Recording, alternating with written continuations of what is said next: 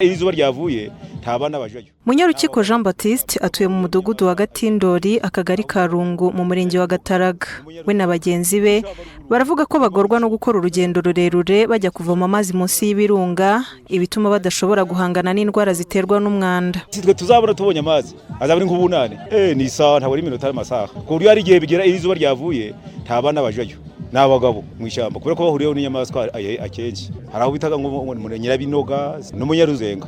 Mu ishyamba ruguru aho imbogo zishoka. Turayavoma tukayatekesha kandi tukayanywa tukanayafurisha. Ari kure yacu no gukora urugendo. Ntago turabona amazi asukuye. Usanga tuvoma mu bigega cyangwa se tukareka ku mazu yacu. Tuvoma hitwa Inyabirehe. Turasaba ubufasha kugira ngo badushakire amavomo bugufi. Amazi tuyabona tugoye. Kabo baturiye ku Rugano ni saha n'igice. Kubera ko batemerewe kuvoma mu munsi.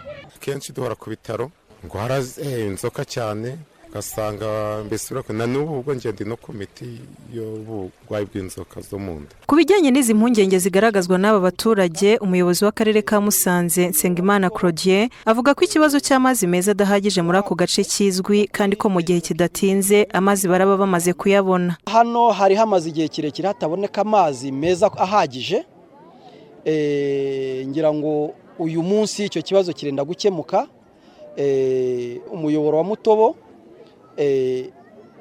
waragutse uva kuri metero k'ibihumbi 12,500, uyu munsi ugiye kugezwa ku bushobozi bwa metero k'ibihumbi 55.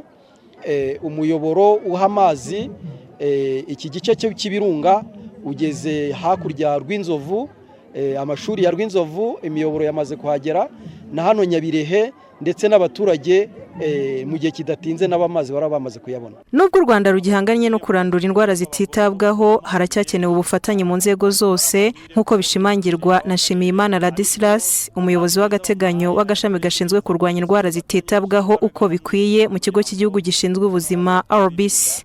Abatuye mu gace k'ibirunga bagorwa no kubona amazi meza, ariko akaba ari amahire ko biri mu mushinga w'akarere, ariko amazi meza bamuhaye ayakoreshe neza. Twese dufatanye dushyira imbaraga hamwe kugira ngo noneho habeho kuzirinda ntizikomeze kuba zakwibasira abaturarwanda. Raporo ku bushakashatsi bwakozwe mu mwaka wa 2020 igaragaza ko mu gihugu hose indwara ziterwa n'umwanda arizo zifite igipimo kiri hejuru kuko zihariye 40%. Akarere ka Musanze gafite 48% by'inzoka zo mu nda, kakaba kari ku mwanya wa 10 mu gihugu hose.